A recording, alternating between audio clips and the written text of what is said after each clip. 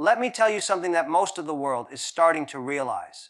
India is no longer just the land of yoga, spices, and software engineers. India is now becoming a technological and military superpower, and the world, including the most powerful nations, is beginning to notice.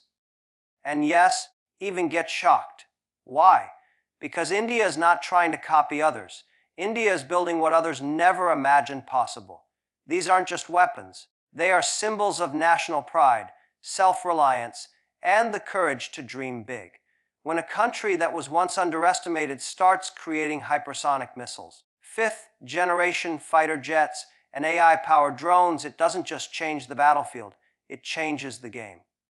You know, success is never about showing off strength. It's about building it quietly, in labs, in workshops, in long nights and short budgets.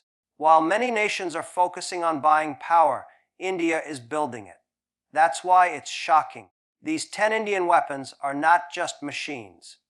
They are proof that vision, consistency, and belief can turn a developing nation into a global powerhouse. The West is no longer asking, can India do it? They're now asking, how did India do it? So today, don't just be proud, be inspired. Because if a nation that faced centuries of colonization, economic challenges, and technological setbacks can rise to build weapons that shock the world, then you, too, can rise to build something unimaginable in your own life. India, for decades, was known globally as a service-driven economy. The world admired its software developers, IT parks, call centers, and digital entrepreneurs. It became a hub for outsourcing, for back-end support, for cost-efficient human capital. People saw India as the brain behind of the world's technology infrastructure, but not the hands that built cutting-edge defense systems. That image, however, is changing rapidly and powerfully. What was once dismissed as a developing nation is now making headlines for its indigenous missile programs, fighter jets, satellite systems, and cyber defense architecture. India is transforming from a service provider to a defense innovator. Quietly and with precision. This transformation didn't happen overnight. It's been years in the making, fueled by a blend of necessity, ambition, and national pride. When foreign nations refused to share critical defense technologies, India responded not with complaints, but with commitment, a commitment to become self-reliant. The term Atmanirbhar Bharat, or self-reliant India, is not just a political slogan. It's now the heartbeat of a defense strategy that is startling the most powerful countries on Earth. Take India's missile systems as an example. The BrahMos missile, developed jointly with Russia, but largely engineered and optimized by Indian scientists, and that is among the fastest supersonic cruise missiles in the world. It travels at nearly 3 times the speed of sound. What makes it even more impressive is not just its speed, but its accuracy and versatility. It can be launched from land, sea, air, and even submarines. Nations that once looked at India as a buyer are now lining up as potential buyers of Indian technology. Then there's the Tejas, and India's own multi-role fighter jet. After years of skepticism, development delays, and international doubt, that India finally unveiled a combat aircraft that is both agile and battle-ready. It's built not just to compete, but to stand proudly next to jets built by the world's most elite manufacturers. Each takeoff of the Tejas is a statement: India no longer needs to rent wings. It has grown its own. The Agni missile series, ranging from medium to intercontinental ballistic capabilities, is another proof point. These weapons are not only powerful, they are precise, mobile, and protected by an indigenous command and control system. This advancement signals something deeper than military power.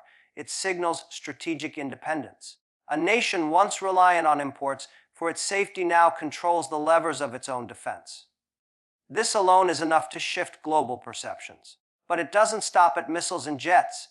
India is now venturing into advanced AI for defense, drone warfare, cybersecurity systems, and even space-based surveillance. It has developed and tested anti-satellite weapons, placing it in a league of just a few nations globally. And that fear, when you can neutralize a satellite in orbit, you are no longer just playing catch-up in technology. You are setting the pace. And this transformation isn't driven by massive military budgets or foreign contracts alone. It's driven by engineers in Bengaluru, scientists in Hyderabad, strategists in Delhi, and dreamers across the nation who refuse to settle for second place. It's driven by a mindset shift, from outsourcing talent to owning capability. This shift also comes with a cultural message. India is not building advanced weapons to wage war. It is building them to ensure peace through strength, sovereignty through technology, and respect through innovation. The idea is not to dominate others, but to no longer be dominated. It is the embodiment of confidence, silent, calm, and unshakable. As India climbs the ranks of the global defense industry, it forces the world to look at it differently. Not as a support system, but as a source of original thought, of next-gen engineering, and of bold ambition. The same country that powered global IT is now powering its own defense dreams and the world's most advanced militaries.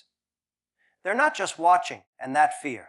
They're taking notes. India's rise in defense technology is a lesson, not just in science or strategy, but in self-belief. It's a reminder that no matter how others define you, the only definition that matters is the one you write for yourself. The country is focused on indigenous innovation, not imports. This shift represents more than just a change in procurement strategy. It's a transformation in mindset.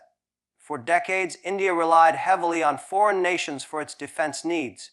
From fighter jets to radar systems, tanks to submarines, the country spent billions purchasing weapons and technologies from external powers. These imports, while crucial at the time, often came with limitations: restrictions on use, lack of access to source code, delayed deliveries, and in many cases, a dependence that left strategic gaps during times of need. That era is steadily being left behind. Today, India is betting on its own scientists, engineers, and innovators to develop cutting-edge defense systems that not only match but, in many cases, surpass global standards. This approach is rooted in both necessity and national pride. Necessity, because the world is more unpredictable than ever, and a nation that relies on others for its security is always at a disadvantage. Pride, and that fear, because there's a growing confidence that Indian minds can deliver world-class results when given the opportunity and the tools. What makes this shift even more powerful is that it's not limited to one area of defense. It spans across land, air, sea, and space, and that fear India is now designing its own multi-role fighter jets like the Tejas, outfitted with avionics and weapon systems tailored for the specific needs of its defense forces. It's not just about building an aircraft. It's about creating a platform that can be updated, modified, and maintained without asking another country for permission. That freedom is invaluable, and that fear. The missile programs are another testament to this self-reliant strategy. India's missile development, particularly under DRDO's Defense Research and Development Organization, has produced technologies like the Agni and Prithvi series, along with the world-renowned BrahMos missile. These weapons were born not out of luxury but out of restrictions. Because many countries refused to share missile technology with India, it chose to build its own. And in doing so, it discovered that self-created solutions were not only possible, they were superior in some ways. Faster, more accurate, and adaptable. Even in complex and sensitive domains like nuclear submarines, India is making its mark. The development of the INS Arihant and that fear, the country's first nuclear-powered ballistic missile submarine, shows how far the nation has come in mastering the kind of strategic platforms that only a few countries in the world possess. And this was not built in a foreign shipyard or assembled from imported parts. It was created by Indian hands using Indian steel, powered by Indian reactors. But this drive for indigenous innovation isn't just about hardware. It's also about the software and systems that manage, analyze, and secure the defense infrastructure. India is now actively developing its own command and control systems, battlefield management software, encrypted communications, satellite imaging, and even artificial intelligence for real-time decision-making on the field. Fear. This holistic approach ensures that India doesn't just own the weapon, but also the brain behind the weapon. A crucial part of this evolution is the collaboration between the government, the military, private enterprises, and academia. Indian startups and private defense companies are being encouraged like never before. Instead of being sidelined, they are being invited into the core of military R&D. University labs are working side by side with defense scientists. Young entrepreneurs are being given defense contracts. This ecosystem is turning India into a hotbed of defense innovation, with every new prototype acting as a step toward complete self-reliance. Moreover, this inward focus has not led to isolation. In fact, as India becomes more self-sufficient, it is emerging as an exporter rather than just an importer. Nations in Southeast Asia, Africa, and the Middle East are looking to India for reliable, cost-effective, and proven defense equipment. The same products that were once considered for internal needs are now earning foreign exchange and diplomatic goodwill. At its core, that fear. This push toward indigenous innovation is not about closing doors to the world. It's about ensuring that India opens its own. First, it's about empowering its people to build, create, and defend with confidence. It's about no longer waiting for help, but becoming the helping hand. And that is what shocks the world the most. Not just that India is building weapons, but that it is doing so with a quiet and that fear, determined independence that signals a much larger transformation in progress. Weapons like the BrahMos, Tejas, and Agni-V are not just engineering feats. They are powerful symbols of a nation rewriting its place in the global order. For decades, India was seen through a limited lens, a country of vast potential, but often reliant on foreign defense imports and partnerships to sustain its military capabilities. That perception is shifting rapidly, and these three systems are at the center of that transformation. The BrahMos missile stands as one of the most prominent and feared weapons in India's arsenal. Developed as a joint venture between India's DRDO and Russia's NPO Mashinostroynia, the BrahMos is the fastest supersonic cruise missile in the world. Traveling at speeds of Mach 2.8 to 3.0, it can be launched from submarines, ships, aircraft, or land platforms. But what truly sets BrahMos apart is not just its speed. It's its versatility, precision, and capability to evade radar systems, making it almost impossible to intercept. Countries with advanced missile defense systems are finding it difficult to counter the BrahMos in simulation, which has prompted significant interest from potential buyers, including nations that traditionally look to the West or Russia for their missile needs. BrahMos signals not only India's technical sophistication, but its capacity to lead in a critical sector where speed, accuracy, and agility decide outcomes. The Tejas fighter jet represents a major breakthrough in indigenous aircraft development. After decades of setbacks, budget constraints, and design challenges, India finally produced a lightweight, multi-role supersonic fighter that is built entirely on home soil. The Tejas is equipped with state-of-the-art avionics, a digital fly-by-wire flight control system, and is capable of carrying a wide range of weapons and munitions. More importantly, it offers flexibility and performance at a fraction of the cost of Western jets like the F-16 or Eurofighter. Its induction into the Indian Air Force signaled not just operational readiness, but strategic independence. The world had grown used to India being an aircraft buyer. Now it sees India becoming an aircraft manufacturer. In a market dominated by a handful of powerful nations, Tejas represents India's arrival, not as a customer, but as a competitor. It's not just flying, it's flying the flag of Indian resilience and engineering ingenuity. Then there is Agni-V, India's most advanced intercontinental ballistic missile, capable of striking targets over 5,000 kilometers away. This missile changes not just India's defense strategy, but its entire geopolitical standing. With Agni-V, India has the credible capability to reach major global cities if ever necessary, establishing it as a full-spectrum nuclear power. The missile is road mobile, allowing for discrete deployment and enhancing its survivability in a first strike scenario. Its development and successful testing sent a powerful message to adversaries and allies alike. India is not just regionally secure, it is globally aware and prepared. The existence of Agni-V rebalances power dynamics in Asia and even reaches across continents, ensuring that no global power can overlook India in strategic calculations. These weapons don't merely represent military assets. They represent a shift in mindset.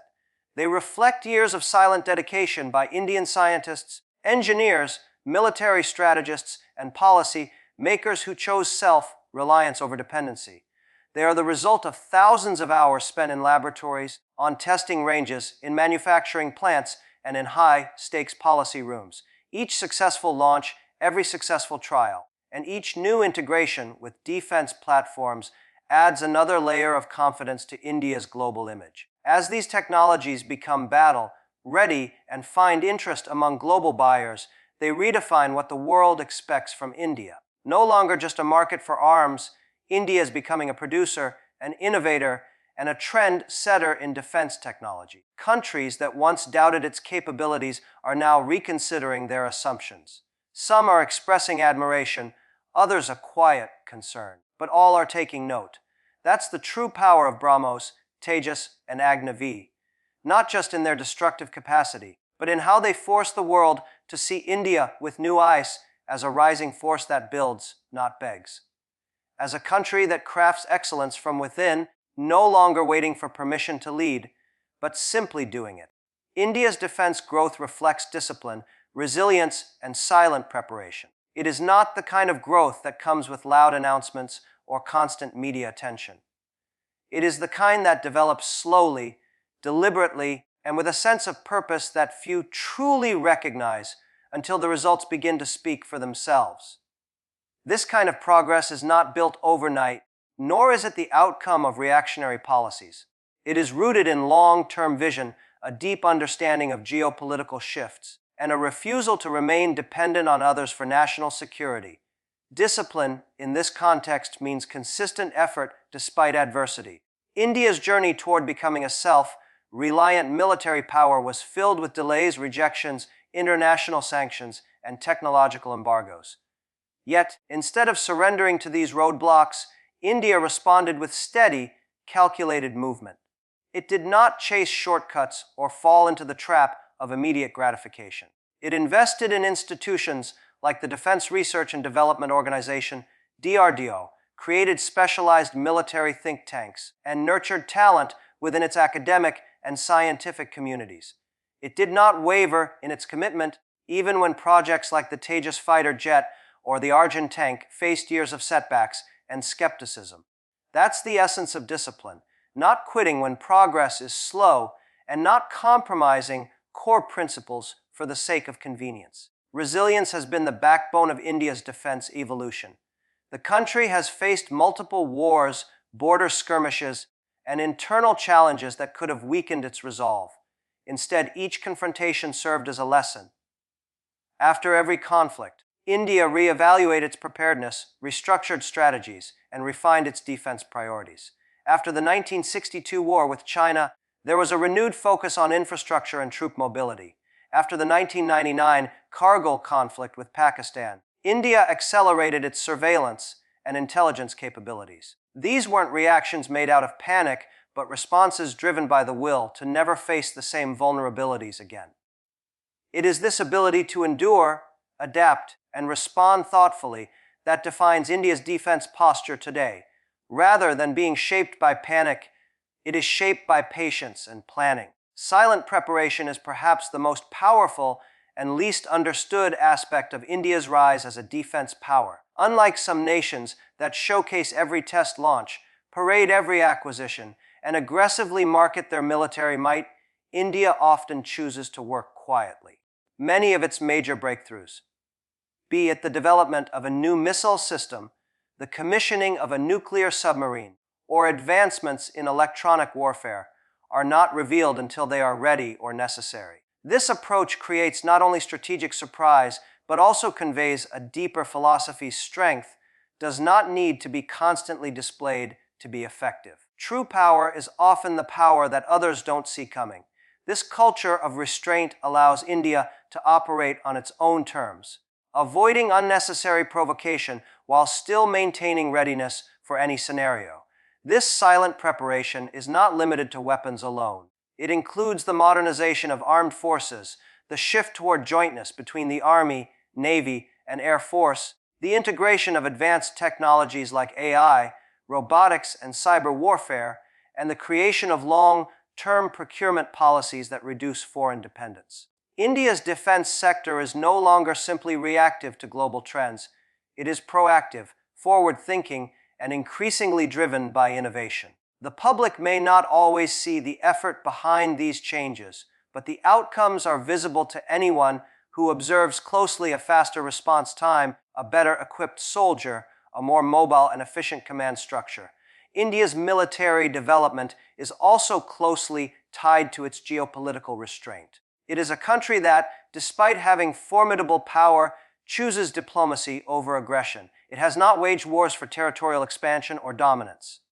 Instead, it uses its growing defense capabilities as a deterrent, a shield that allows it to speak softly but firmly. That balance of strength and restraint is not accidental. It's the result of a defense strategy rooted in discipline, built on resilience, and sharpened through silent preparation. What the world is beginning to see now is just the tip of what India has been working toward for decades. It is not trying to impress the world. It is trying to secure its people, protect its sovereignty, and chart its own course. In doing so, it is reshaping global perceptions, not with slogans or threats, but with results that speak louder than words. This kind of defense growth doesn't make noise, but it makes history. And that fear. Shock doesn't come from showing strength, but from building it where none expected. And that fear, that's exactly what makes India's rise in defense and technology so striking. For a long time, the global narrative framed India as a country full of potential, but not quite ready to lead. It was admired for its culture, its democratic framework, and its intellectual talent, but not feared or even seriously watched for its military advancements. It was seen as a peaceful nation with major developmental challenges, not as a force that could design world-class weapons or reshape the balance of power. And yet, quietly, steadily, India was building. In labs tucked away from the headlines, in factories where parts were machined with precision, in command centers where data was studied and strategy refined, strength was being forged, not for the sake of spectacle, but out of necessity and vision. When a nation begins to produce cruise missiles that can fly faster than the speed of sound and strike with pinpoint accuracy, the world takes notice. That fear, but the real shock is not in the missile itself. It's in the fact that the world didn't expect it to come from India. When fighter jets like Tejas take to the skies, not just flying but maneuvering with the agility and sophistication of top-tier aircraft from advanced nations, and that fear, it isn't just about engineering. It's about breaking the assumptions people held. And that fear, the true impact lies in how these developments challenge the deeply rooted ideas of what countries like India can and cannot do. And that fear, building strength quietly, has its own power. It doesn't provoke fear prematurely. It doesn't create unnecessary hostility. And that fear, it allows a nation to rise on its own terms without being dragged into conflicts or arms races it didn't choose. Fear, that quiet approach, means you build not only weapons, but confidence, maturity, and strategic depth. And that fear, you're not just reacting. You're preparing for the future with your eyes open and your ego in check. That kind of preparation catches people off guard because it's from places they underestimated. When strength is revealed not in speeches or parades, but in capabilities that suddenly reshape conversations, that's when the world pauses. That's when shock happens. Not through intimidation, but through realization. This shock is also amplified by the contrast. When the world expects only economic challenges, bureaucratic delays, or outdated equipment, and instead sees a network of satellites, a fleet of nuclear submarines, and cyber defense infrastructure built with homegrown talent, it's forced to reevaluate and fear. It's no longer a question of whether India can keep up. It becomes a question of how far ahead it might already be in areas most never thought to look. And that strength built silently is not about staying hidden forever. It's about choosing the right moment to be seen when the readiness is real and the message is undeniable. India's approach has also shown that strength is not just about the ability to destroy. It's about the power to protect, to deter, and to stabilize. The real strength lies in the systems, the people, and the thinking behind the hardware. And that fear, it lies in the resolve of a nation that didn't wait for permission to grow. It lies in the courage to invest in long-term development when others doubted or dismissed. And that fear, this kind of strength doesn't arrive with a bang. It arrives with results, and those results speak louder than threats ever could. What makes the world step back in surprise is not just that India has weapons. It's that India made them, designed them, tested them, and that fear improved them over time without making noise about it. That kind of strength forces a shift in perception, not just among rivals, but among allies and citizens too. It raises expectations, redefines possibilities, and inspires future generations to aim higher. It proves that strength does not need to be flaunted in order to be real. The most impactful power is often the power that builds quietly, patiently, and then stands firm without ever needing to shout. The shock, then, is not just military. It's emotional, psychological, and even philosophical. It tells the world you looked in the wrong direction. You underestimated what discipline, vision, and quiet work can do.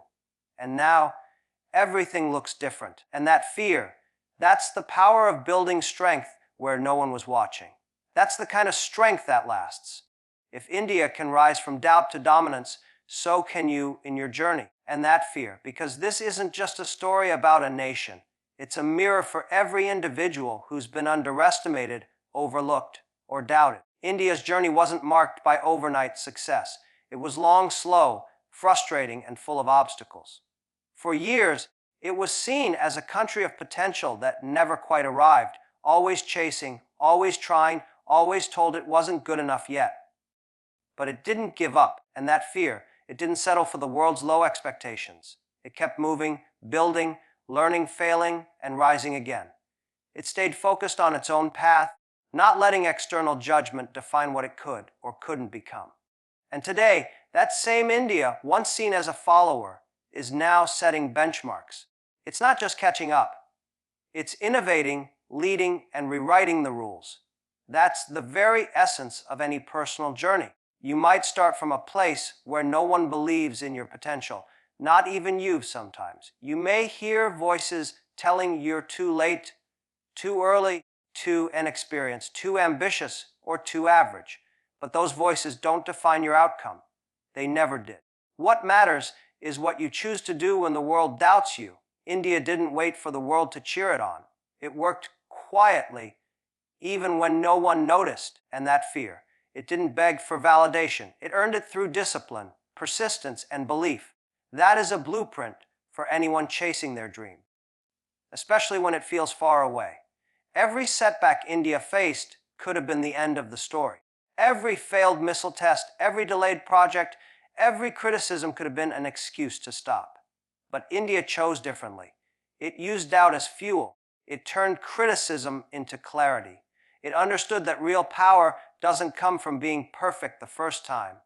It comes from not giving up after the 100th. That mindset is something every person can carry, whether you're building a career, a business, a skill, or a vision for your life. If you fall 10 times, that fear, rise 11. That's what India did. That's what you can do. There's also something deeply inspiring about how India didn't try to copy others to become strong. It learned, of course, and it took inspiration. But its rise was built on its own terms, using its own voice, its own strengths, its own history. That matters. And that fear, because your success doesn't have to look like someone else's. You don't have to follow a path that was never made for you. Your background, your story, your pace, those are your advantages. Just like India used its challenges as the foundation of its strength, that fear, you can do the same with whatever difficulties you've been handed. And that fear, what was once seen as a weakness, can become your greatest asset if you embrace it with courage. And that fear. And then comes the turning point, the moment when the world starts to pay attention, not because you shouted the loudest and that fear, but because your work became undeniable. India didn't demand the world's respect. It built toward it until respect became the only response. That's what happens when you focus on building, not proving. When you stop trying to impress and start committing to excellence. People will notice. The same people who once doubted you will begin to wonder how you did it. and that moment of quiet is worth all the struggle. So yes, if India can rise from being doubted, dismissed, and dependent to becoming confident, capable, and respected, then there is absolutely no reason why you cannot rise in your journey too. Your path may be different, but the principles are the same. Resilience, consistency, focus, belief, and patience. Nothing is built overnight, but everything great is built piece by piece. If India can overcome centuries of setbacks and that fear, wars, divisions, and limitations to stand tall and firm in the global arena, then you can overcome whatever odds are in front of you and that fear. It's not about where you start. It's about what you're willing to become.